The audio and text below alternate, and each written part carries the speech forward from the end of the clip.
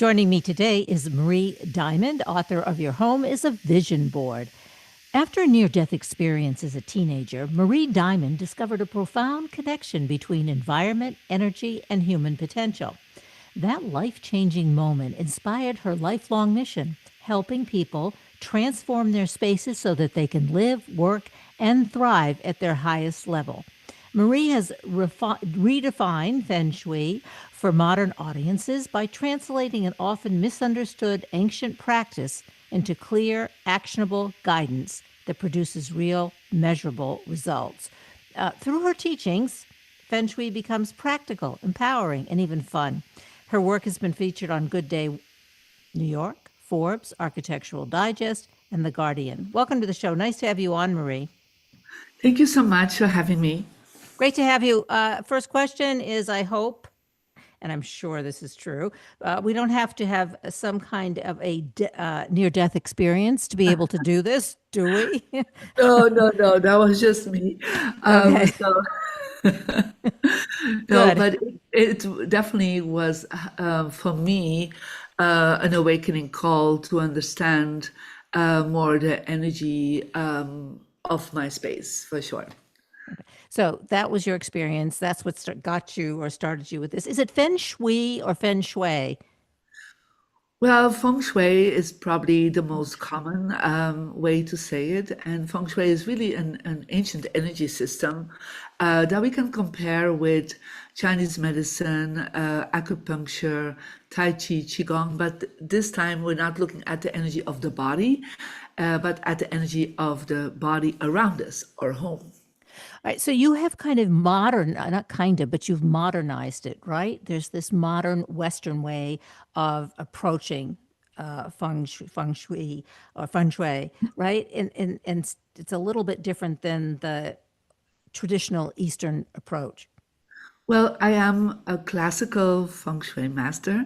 I'm trained by an Asian grandmaster, but what I kind of brought more to the Western world is the explanation, how to approach it. Because, you know, we are living in a Western world and I have students in 190 countries. So we need to really kind of address it so that it is more, I would say, mainstream. But it's still based on the traditional Chinese system. But what I kind of brought it more to the, I would say, mainstream perspective is focusing more on colors, focusing more on how to explain how it works, how it connects in with your brain waves, how it connects more with your well-being. So the approach is the same, but explanation is more mainstream. We're talking about then how the environment, our environment, where we live, work, affects our minds, affects what we do, affects our intentions, right? Yeah, correct. So I really talk about that the space is like a three-dimensional vision board. Now, I was one of the master teachers of the global phenomena, The Secret, that kind of popularized vision boards, where we put like our goals or ideas of manifestation on a piece of paper, and we put with colors and images, we kind of help to visualize our future. Now, I'm telling your home is actually an extension vision board. So everything around us is really affecting us on a subconscious level. And that's kind of what my approach is, that we are not always aware of it, but 90% is of what we absorb of the messages we're getting is not a conscious aspect, it's subconscious. So we all know that, when we go into a certain place and we don't feel great, we kind of pick that up. And we're like, we don't really know the why, but we feel something is off. And then we go in another place and we're like, oh, we want to hang out here for hours. Like there's some vibe there. And we just don't know really why. But if we would then go deeper into it, Feng Shui, the energy system would then say, well, it's because of this color, because of these images that are there, because of the presence of water and beautiful plants and crystals. So we actually, if we would bring it down and we would analyze it, then we would see there are some things that are in that space that we really feel in resonance with, we feel connected with. And so that's why I'm saying that everything around us is like a reflection of us, or perhaps it's a reflection of our past personality, or perhaps we can think about how can we reflect to see the energy of our future. So that is what I call it, a vision board. So that's our vision board, our apartment, our house, our workspace, whatever, the color of the walls, the placement of the furniture, even all of those Yeah. things, right? Affect who we, our intentions, our mood, all of that. So we have a lot of control over that. That seems to be something as long as we're aware of it. I mean, we can move the furniture, we can go room by Yeah. room, we can paint the walls. So it can have a real impact in terms of our goals, yes, and how we feel about achieving Yeah, our it goals. really Yeah. does, Catherine. And so I always say to people, look, a lot of people want to focus on their actions that they take every day to change their future. A lot of other people will focus on their mindset. Perhaps others will pray to God, to do rituals, whatever it is that they're focusing on, but they're missing out on an important piece, and that is the home around them. Yeah. And I think it's so, easier to change the couch than to correct. pray to God. That is exactly what I'm always saying. Yeah. It's like, just imagine you are single, right? You're by yourself, and you're always attracting people that are single. Your friends, for example, have no relationship, or you kind of staying single. And I asked them, just be aware, like just walk through your house and like count the images of where single people are on. And I remember going to somebody's home, and she was single for a long time, and she had 50 images of single women hanging out. And I said to her, look, that's kind of your reflection, right? So this is what you've been subconsciously feeding yourself. So why don't you take that out and look for some images of couples, just to feed yourself a different message. And she started doing that, and she was already in her late 50s, and she started attracting more couples as friends. That was the first thing. And then she found this amazing dating app for older women that did not exist before. And so she found a beautiful man in her life, and she, got married. So it was very interesting. It's just the way we see things around us. And it's very easy to change. And I always say, we always sometimes need 1% to change something to have a different future. But what if you can change everything around us? And I do believe as women, we have that somehow. Like when it's like spring, we're like getting out of the winter time, and we're like, oh, I need to, get decluttering. I need to put fresh flowers in. I need to perhaps clean up, the things, or reposter. So we feel that there's like a new energy coming in, but there's a lot of people that are stuck in the same environment for years and haven't Yeah, changed. and Marie, that is so true. I mean, I'm thinking about people who you walk into their house or their apartment, and they keep everything is old stuff, Yeah, memories, past, and you can feel it just as someone who's a visitor or a it's friend, heavy, right? right? And just get some new stuff in there. I know, and I'll give you an example. My father died after 20 years, her second husband died after 20 years, and good marriages, right? But when they died, my mother would take out some of the old stuff right away and put something new, maybe take out whatever it is, put a new light in, sort of Yeah. following what you're saying, right? Made a difference instead, Yeah, yeah. totally. Because the memories that are in there can create a heaviness, and energy. And we're not always aware of it, especially because we live in it, right? But I always say, try to walk into your house with fresh eyes, yeah? And to just say, like, what have I not changed? This plant is there, this image is there. Is this who I am? Perhaps this is who you were, but is this who you want to become? And so just ask yourself that question, and just sometimes putting fresh paint out or change some images around you. Of course, a specific system that we're using in Feng Shui that can help you, but just to know that. And sometimes just adding some colored pillows on your sofa Yeah. can do a wonder. And what about people, perhaps they're ill or they take a lot of medication? Would you suggest you don't have to leave the medication on the dining room table? Leave it in the bathroom. Don't have it out there reminding all of your guests that you're sick. I mean, or yourself, but those kinds of things. Yeah, I totally agree with that. I always say there's beautiful boxes you can put it in so it doesn't feel like it's medicine, right? So, and then put it more in an area like where your kitchen is. Not like when I come into the entrance and I've seen it on their coffee table Yeah. in the living space. And I'm like, if you need it by the hand, just put it in a beautiful box, that looks shiny or with flowers on or whatever. So it doesn't feel like it's medicine, feels like more as part of your decor, right? And just one of the colors of healing in Feng Shui is the wood element, is green. And so put some fresh flowers out, or if you cannot do that, do beautiful fake flowers that look really nice, that just gives the feeling of I'm in a garden, I'm in nature, because you always subconsciously will start feeling better when you're able to go out. Like I had this woman, she was a long time bedridden, and I said to her, let's just reimagine you're back in nature. We put beautiful images of flowers out and landscapes, and she just like everywhere she looked around, she was like in nature. And so she started feeling just emotionally already better. And we all know when you feel better emotionally, then you are more thriving anyhow, also physical. And you talk about like just small shifts in, I don't know if I said this in the intro, but small shifts in your home. So like you can shift, like even where you place the furniture. Let's get to the bedroom. Can you have better sex if the bed is in a better place or what? Of course it is.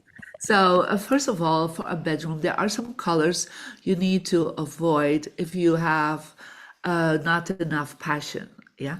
So, for example, the color blue, because blue stands for water. Now, in a bedroom, passion is a fire element. So if you do blues, then you actually have the blues.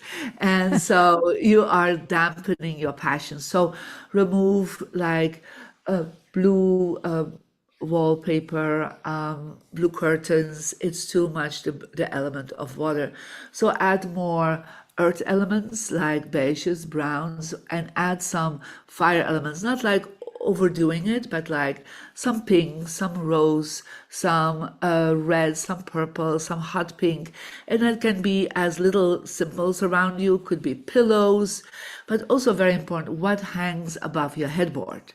So I have seen sometimes people hang above the headboard, very abstract images. I'm saying to them, well, your love is abstract right now.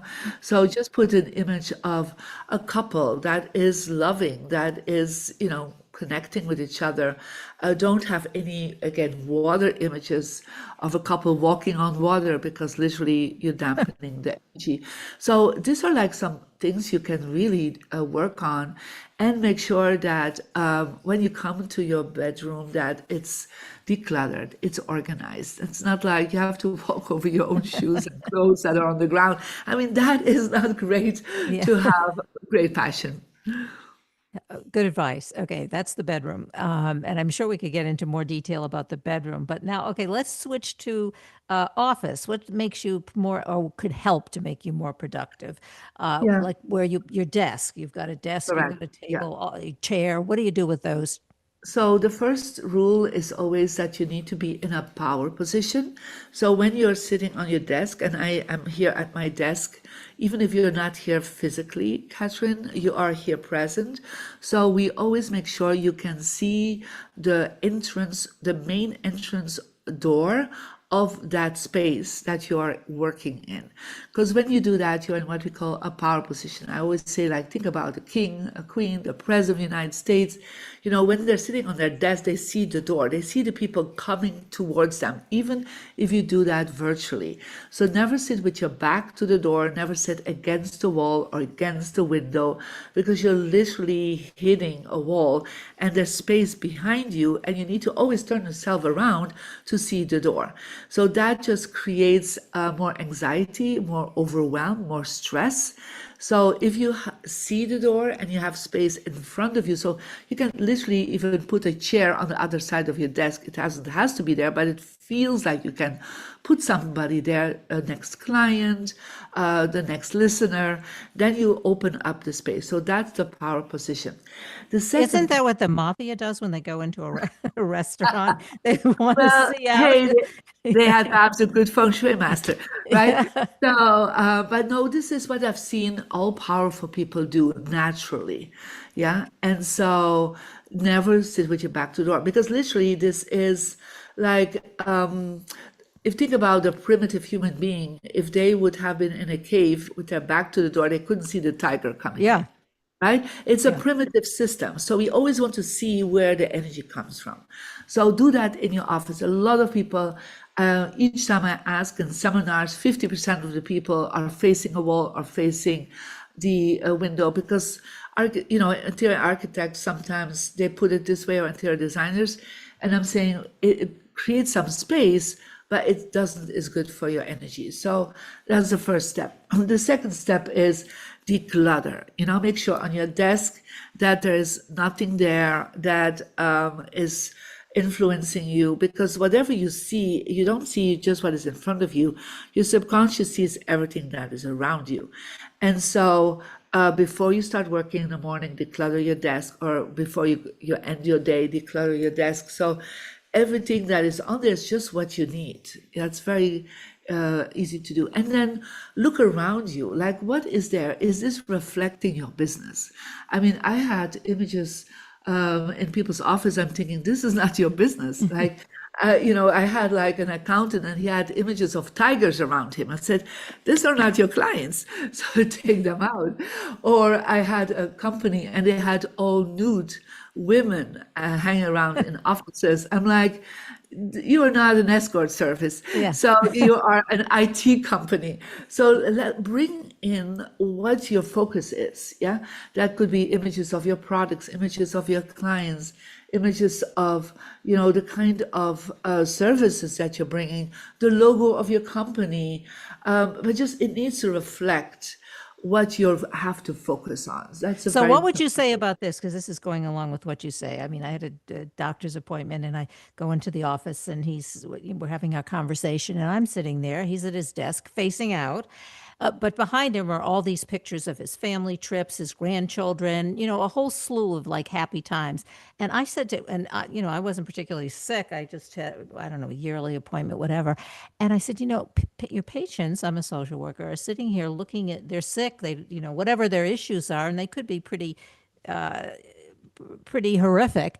Yeah. And they're looking at all these beautiful pictures of your life and your family. It would seem to me that would make them feel bad. Well, I think when you go into a doctor's office, you want to see how good they are. So you want to see their certificates. Yeah. Yeah. You want to see them perhaps with happy patients, right? But you don't want to see like all the family trips that they can afford with the money you spend at the doctor. Yeah. Yes. So Good point, yeah. I would definitely not do that. So I've done many clinics all over the world, and it's always about professionalism. So if they're professional, if it's a dental clinic, to see that beautiful smile, perhaps a before and after picture, that could be fine. But definitely you want to see how good they are. The certificates have to be up, and definitely behind his where he's sitting, so that you're seeing subconsciously, my God, he's a really good doctor. I can trust him. Good advice. That's really, yes. So and I guess obviously what you said, you've had a lot of experience doing it. I want to get back to also, I'm thinking about now the living room. And I had an architect, I had done some renovations, and we're buying the furniture. And he had these couch, and had arms on both sides. And I said, no, let's have arms on one side and then open on the other sides, because it kind of opens up the room, makes you feel good. And he sort of had an aha experience. Okay, let's do that. What a difference. Yeah.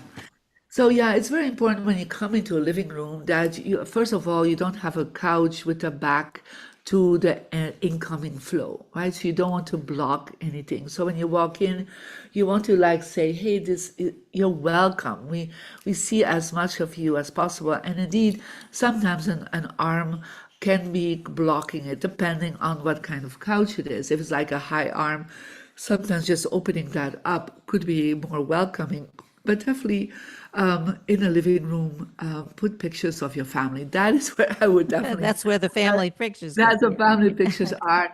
But also what I've seen, keep the pictures current. Yeah.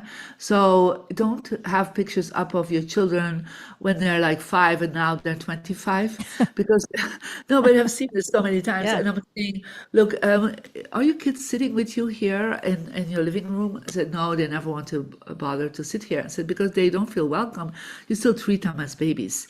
So in my space, I have grown-up kids. We always every year, upgrade the pictures, and my kids love having conversations with myself and my husband in the living room because it's connected. But also work with warm colors. Yeah, don't too much the reds. The reds can be too much fire, creates conflict.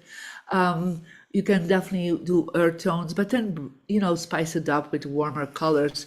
So and you can adapt the colors towards the season also. Like when it's like springtime, go more with flower pillows or the yellows or oranges, the pinks. But in the winter time, then you can work more with the darker reds, the browns, like because it's winter time, you want to be feeling a little bit more cozy. So even the smells, the smell in the spring, it's more the beautiful fresh flower smells that you can put in there, if it's candles or perfume sticks. And in the winter, you go more for the cinnamon and the wooden energy. So it's not only the visual, it's also the smell. So bring that together in your living room. Okay, so what about, I know you've worked with a lot of celebrities. I don't know if you can share the names, but can you give us some examples of how you've impacted their celebrity status as a result of going into their homes and helping them to do just what we've been talking about with the Feng Yeah. Shui? Yeah, of course. I remember one of the Rolling Stones, and so he was like telling, "Well, we don't go on tour anymore." And there was like a time when they had a hiatus; they didn't go for years on a tour, and like I feel like nothing is happening anymore. And it was very interesting. He had hanged all his golden records in his bathroom. And I said, why do you put that in your bathroom? He said, well, I like looking at it when I go to the bathroom. I said, but this is not the right place to hang your golden records. And so, and he was like the one that kind of stopped them going on a tour. He was like, oh, I'm old. I don't want to do this. So that couldn't And have been Mick Jagger. no, that was not Mick No. Jagger. It was Yeah. Ron Wood. Okay. And so I said to him, pick them up, take them all out. Let's, when you come into the entrance or on your way to your private studio or in your studio, like, show like I am proud of what I have done. And so he started doing that. And I work with several of the Rolling Stones and I worked also with Mick Jagger to work on their studio, to work on their office, to just revive the energy. And then a year later, they were back on the market and they were growing great. So it's just like it created a different mindset for them. And I remember the same situation with Dan Aykroyd, who was, very famous Ghostbuster Yeah. movies. And so he was like, they're not calling me anymore. Nobody calls me for a job. And I was like, again, he had all his beautiful posters of his image, like in a guest room. And I'm like, just a guest star enjoying it. Let's put it somewhere where you are connected with it. So we hang it up literally in the hallway where he would pass by every day and he would see it. And so everybody could see it. And so within 2 weeks, literally, a major movie knocked on his door and I called him and said, wow, we want you for a main role. And he was like, oh, and it's just because he gave himself permission to be connected again with his movies. It's just sometimes something very subconscious that is shifting. But then I do believe that the world around them is going to pick up on that. Great advice. Your phone should be ringing off the hook or texting or whatever it is, Yeah. because these are great stories. But we only have a couple minutes left, so let's get people out there read the book, listen to the book, I assume on Audible. Yeah, correct. Your home is a vision board. Harness the secret manifesting power of your home. And Marie Diamond is the author. I've been talking to her. So, Marie, give us some websites, platforms to go to Yeah, of for more course. information. Yeah. So they can, of course, go to Amazon, good bookstores to find your home as a vision board. They can go to mariediamond.com to know more about me. But definitely, if you want to have a lot of tips, you can go to my Instagram, Marie Diamond Official, my TikTok, same name, Marie Diamond Official, YouTube. And so there I have 30 million views last year just on all my tips on social media. So you will learn a lot of small tips. And of course, the book is in audio, Kindle, ebook, and soft cover. So I'm hoping to have this book. A lot of people buy it and buy more of them to give to their friends. Yeah. And I love that because it means that they really have seen an effect in their life. Yeah, great book, great information. Thanks so much for being on the show today. I Thank you appreciate so it. much, Really liked Kathryn. it. Thank you. Yes.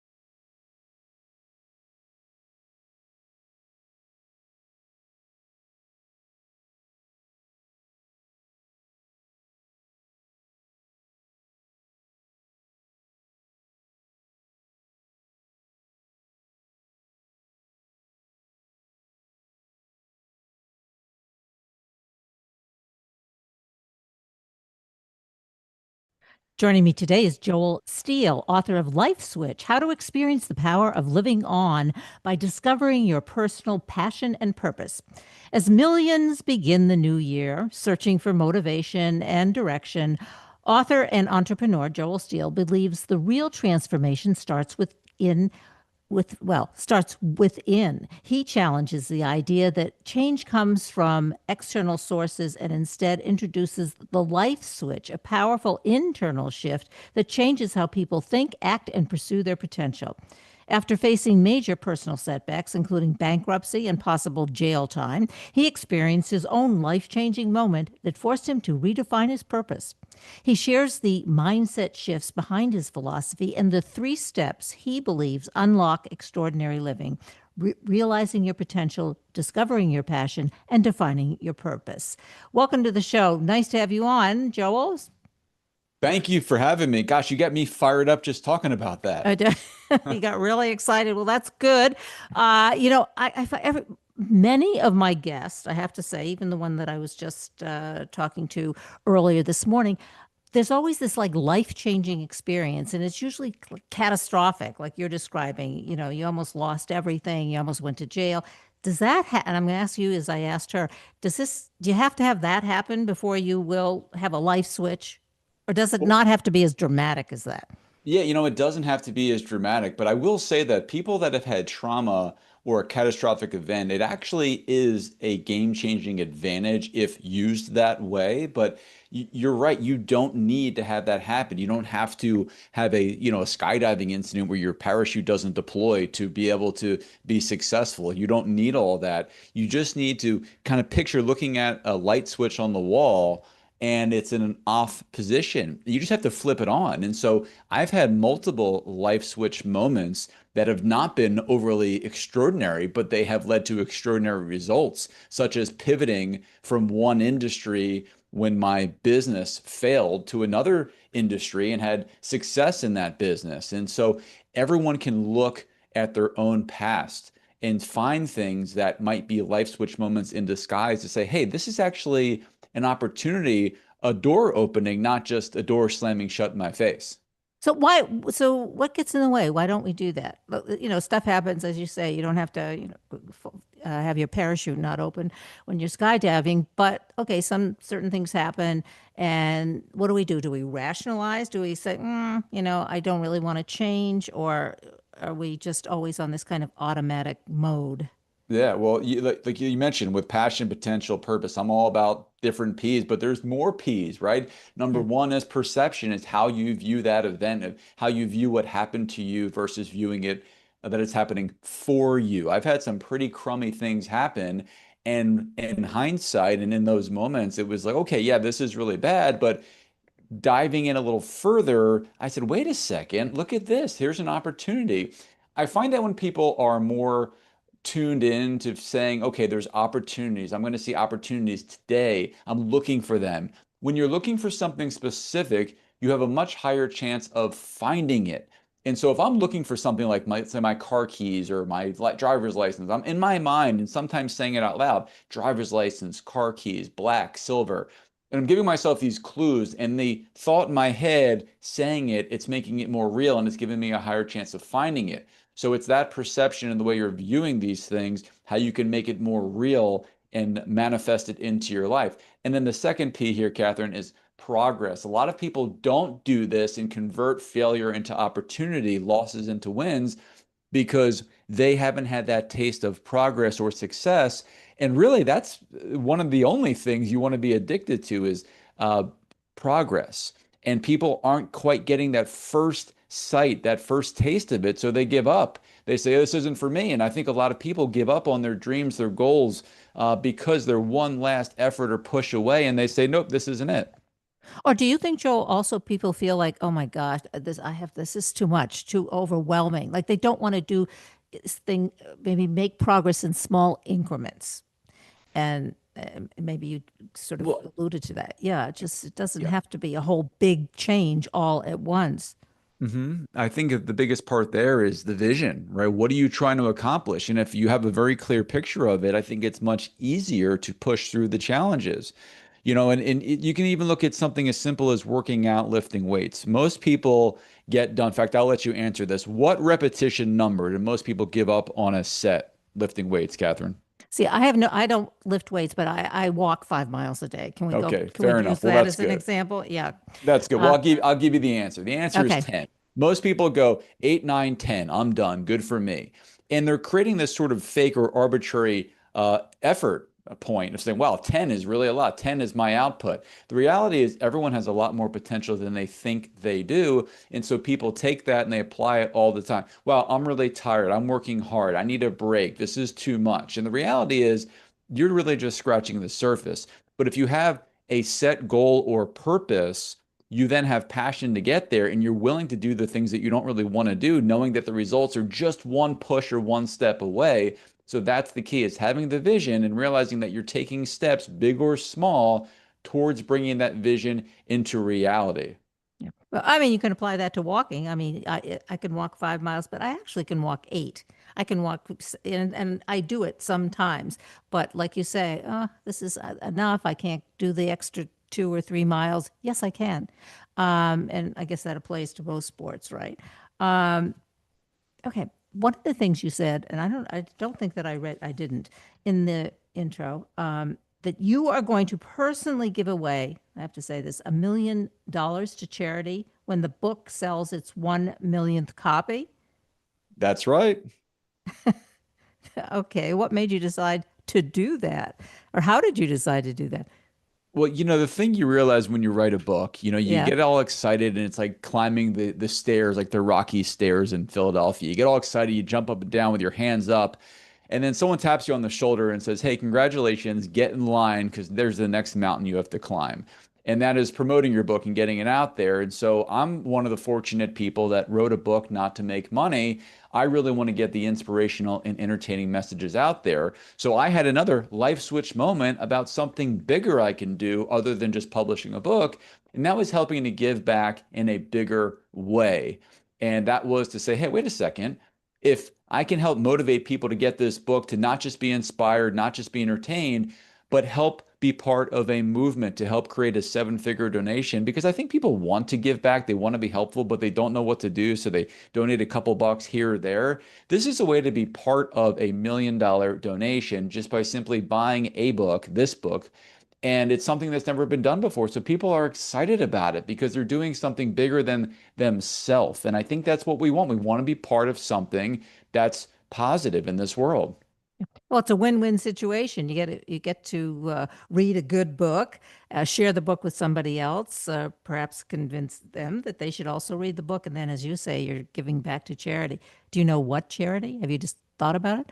Well, that's the best part. On my website, which is bookjoelsteele.com, there's a form and anybody can fill out what charity they want to vote for. So I have no interest in what charities they are, except that the people that vote the most, they're going to get the charity money. And so it's going to be the top 10 charities are going to each get $100,000. So it's a $1 million donation, but it's going to be split in 10 charities. And the reason I decided to do that was because a lot of people will pick different charities. And I didn't want it to be sort of like one or, all or nothing. So this way we'll have 10 charities represented. And I've said this before, if the book sells 2 million, 3 million, and so on, I'll keep doing the donation for every million books that sell. I'll donate another million. That is really, it is one of the most creative, I guess. It's more than a gesture that I've heard in a long time. That's great. So I'm going to be curious. I'm sure you're going to sell 1 million, and as you say, maybe more. Uh, okay, let's talk about passion. You have to have a passion for all this. And you sound like a very passionate person. What about the person who isn't that passionate? How do you get them going? How do you get them to turn on the life switch? I mean, you have a lot of people maybe are very passionate but don't know how to kind of focus, like focus their passion as you discuss in the book. But what about those people who just can't seem to get going? Because we all have different personalities, different things that motivate us. Yeah, 1000%. And there are more people than not that are out there that are not motivated. They're saying, how you ask how their day went. They say, same blank, different day. That's not a very passionate existence. I have a friend who says same old every time I ask her Yeah, something. Yeah, yeah. okay, well, I hate that. I hate that yeah. answer because every day is an opportunity, but to what? And so anyone who doesn't have passion or purpose or just seems lost, it's not because they don't have passion, it's because they haven't found or rediscovered what that is. Because anyone can, as an exercise, sit here and think back whenever it was, a year ago, 20 years ago, when you were a kid, when you were a young adult, what made you laugh? What made you smile? What made you feel like you were free or flying? Maybe it was something athletically, something socially, something, whatever it is. But everybody has passion, but not everybody has been able to take the time to take a step out of the rat race we all live in to really grab onto that and inject it and infuse it into their daily routine. People say, well, I don't have time for that. I'm going through a divorce. I've got young kids. I hate my job. I lost my job. Everyone has enough time in the day because all you need is 15 minutes of something you're passionate about to feel that energy and say, okay, there's something I'm going to do today for me, something that's going to make me feel alive and excited. And over time, you want to make that 15 minutes grow 30, an hour, 3 hours. Eventually, maybe do something for 8 hours a day that you absolutely love. And there's people out there that are doing that. So it's understanding what you're passionate about. If you say, I don't have a passion, you do. You just haven't looked hard enough to uncover it. But everybody does, no matter who you are, because we're all pre-wired for success and fulfillment. But if you don't know yourself, you can't power on the life switch and the excitement to get out there and be the best version of yourself. Well, you said, think about when you were a kid, what made you laugh? And I think, at least I noticed, tell me what you think. People don't laugh. There's a lot less laughter or humor or letting go, so that you can do all of what you've been talking about. So, is it because we're always on our phones that, we're not connecting, so we're not laughing, we're not joking, we don't give ourselves a chance to just let go and explore our passion? Yeah, yeah, that's the biggest thing, to be honest, not to be a boomer, but it is the phone is a distraction. It doesn't allow people to get bored. It doesn't allow them to let their mind wander, to think about what they're passionate about. People think of thoughts sometimes and then they let it go out of their head and it drifts away like dust in the wind. And you want to take these thoughts that pop into your head that are intangible and write them down so you can see them and focus on them and get them more not just on the back of your mind, but the front of your mind and say, hey, how can I put these into my life on a daily basis? And the phone is a constant distraction that every time you maybe start to get some traction and almost like a loose game plan, it just obliterates it because you get disrupted by someone's reel, someone's story, breaking news, something happened in sports, something happened in the stock market. And I don't know why that people now are conditioned that they need to be the first to know about breaking news. And breaking news isn't going to fix the problems in your life and your world. So I would say, cut back on that. It's nice to know what's going on, but people live in the world outside of their own four walls much more they live outside in like the world and they're just not able to focus on themselves, so then they just kind of are like an object in the ocean just drifting with the ebbs and flows. And so you want to turn this around and stop being someone who sees what happens or asks what happened. You want to be someone that makes things happen and makes things happen that are important to you today, tomorrow, and beyond. Joel, so, okay, we don't all have to be listening to breaking news every hour on the hour. That's going to dampen our passion. Cell phones can dampen our passion and a myriad of other things, right? What about people in your life who, you get excited about something? Your partner, your kids, your coworker, whoever it is, they try to put the kibosh on your passion and your excitement. How do you handle that? Well, sometimes it's for maybe good reason, right? Like, hey, I want to open up a restaurant business. I have no money. I'm already in debt. Well, maybe Right. your family is right. That's not a That's good idea right true. now. I'm a Yeah. former restaurateur, so I'm always telling people don't open a restaurant unless you have a Okay. super solid plan. Uh-huh. But sometimes you're going to be around people, and I always say check your charge. So who is and what is making you energized and pumped up? and who is draining your battery, whether it's a coworker, family, friends. Some people need to make a slight adjustment in how they think. Other people need to make a more significant physical change in their life. And look, divorce is tough, and getting rid of friends is tough, but you've got to look at the bigger picture, and you have to have some moments of uncomfortableness and unhappiness short term to have prolonged long-term happiness. And if you want that, it's almost like your people are renting these short little blips of happiness, right? Whether it's happy hour or someone's birthday or an event or a Saturday night or the football game, but they're chronically unhappy. You have to realize that you have to have these shorter periods of unhappiness to have longer term happiness. I think it's a great trade-off and a great deal. But if you're looking at it right way, if you're perceiving the situation correctly for what's helping, what's hurting, what do you need to do? One of the things you also said, I think it goes along with what we're talking about, but you have to ask the question, and you did this when you had your switch moment. You said you were forced to confront a question, which many of us avoid. Why am I here? I mean, that's a big existential question. Is that what Yeah. we, yeah, is that the question we need to ask? Yeah, it's a huge question, but I will take off the pressure and say you don't need to come up with an answer today or tomorrow or That's this good. month. Yeah, but you do want to be working towards that. And every day you just want to ask yourself that. And you want to start with it in a not just a question, say, I'm here for a specific purpose. What is that? And just ask yourself this and phrase it that way every day throughout the day a couple times. It doesn't take a long time. You don't have to sit down and put out your computer. You can do it in the car, shower, on a walk, anywhere.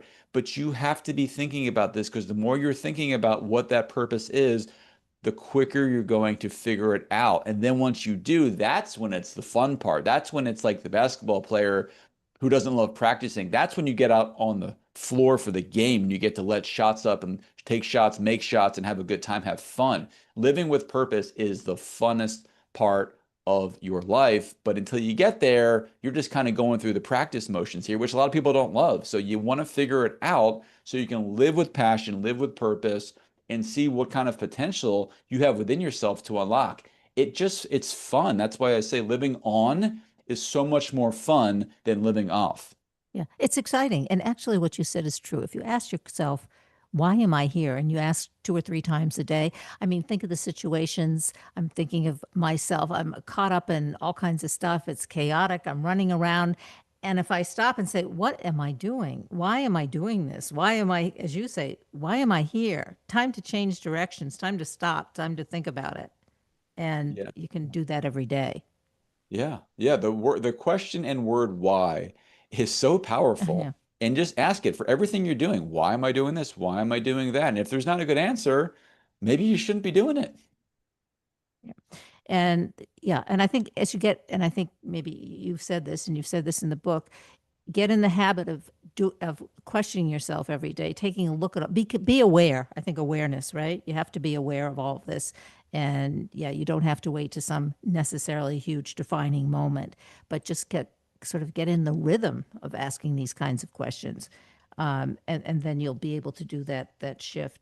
Okay, so I mean, you were bankrupt. You almost went to. How'd you almost go to jail? Yeah, the two of those were not connected, but again, I had life switch moments for all of them and used those losses and failures in my life as opportunities in disguise. But the part about jail is I got caught up with some wrong people, wasn't asking why, wasn't living with passion or any purpose, and just was kind of caught up in fitting in and going with the flow. And that flow was taking me to the edge of a cliff.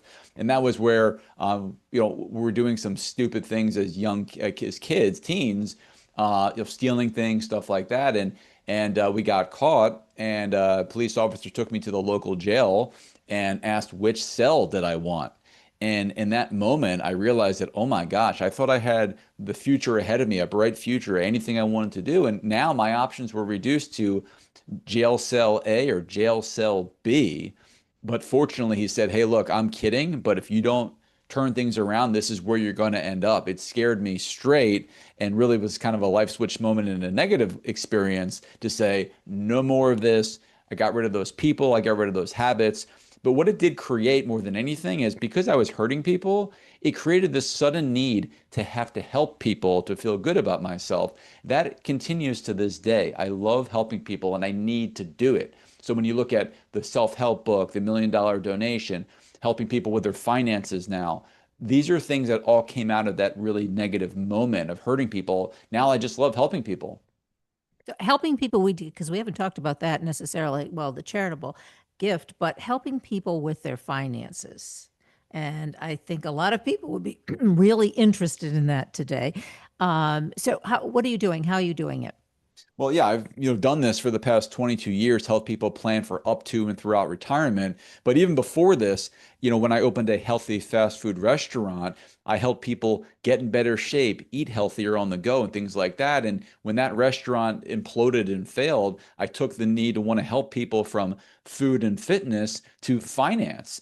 And so it's the same idea. I really enjoy helping people solve their problems. It just happens to be it's their money problems. And it's not like it's really problems, but it's more like the challenges. It's like a puzzle of putting the pieces in the right place. So that's one of my passions, Kathryn, is putting puzzles together, literal puzzles, putting them together. I love it. And so I'm doing that in my career and have done that for almost a quarter century. And again, I'm continuing to do it in other facets of my life because it's what I'm good at, it's what I enjoy doing. And that's what everyone wants to do is really identify what they're good at, what they really enjoy doing. And if you can make a career out of that, you're going to be happy regardless of what your paycheck says. Yeah. Well, you must wake up in the morning. Well, I shouldn't say this. Do you wake up in the morning every day feeling feeling great, feeling passionate about what you're doing, wanting to help people? What do you do on, and I'm going to say bad days, maybe bad is the wrong word, but more difficult days when Yeah. you don't feel that way? Yeah, well, look, I mostly wake up and I'm excited. I always, say, I have gratitude for all the things in my life that are going well, and that's always an important thing to do. But yeah, I have days, like everyone else does, especially days where the weather's crummy, and I'll Yeah. start to do things to build it into a positive day. Like I'll work out in the morning, and it's like, hey, I got that off my to-do list. That's positive. Plus the energy, you feel positive energy of working out.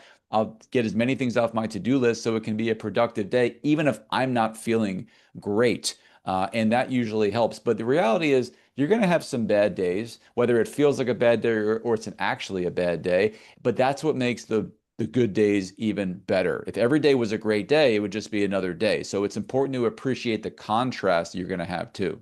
So you don't want another boring, great day? Well, look, I'll take as many great days as I can get, but I appreciate those bad ones. I appreciate when I'm sick because it makes me appreciate being healthier more when I get snapped back after a few days. So it's just a cycle, and it's important to understand that. Look, if you had steak every meal of your day, steak would not be nearly as good as what it is because it's not a treat, it's not special, it's not as enjoyable. It's just the usual. That's probably how my cat feels because I feed it Yeah. the same flavor food 3 times a day. But we get the contrast, we get the cycle, the ups and the downs, and that's something to be appreciative of. Well, it's been great talking to you, and you do have a very charismatic kind of it just. And we're not. This is all audio, but you can feel it, and which obviously is a good thing. But got to get out there. The book, buy the book. We got to get 1 million copies sold at least, right? Life Switch, Joel Steele. Life Switch: How to Experience the Power of Living On by Discovering Your Potential, Your Passion, and Purpose. Thanks so much for being on the show today. Give us some websites and platforms to go to for more information. You can visit my website, bookjoelsteele.com. You can learn more about me, my background, what I'm trying to help people do in their own lives. You can hear about my speaking engagements, keynotes, and workshops, and it'll take you to Amazon where you can buy the book. The book's available in hardcover, ebook, and audiobook through Audible and also Apple Books as well. So there's any way you want, you can find it, you can listen to it. But bookjoelsteele.com is the best place to start. Great. Thanks so much for being on the show today. Really great talking to you. Thank you.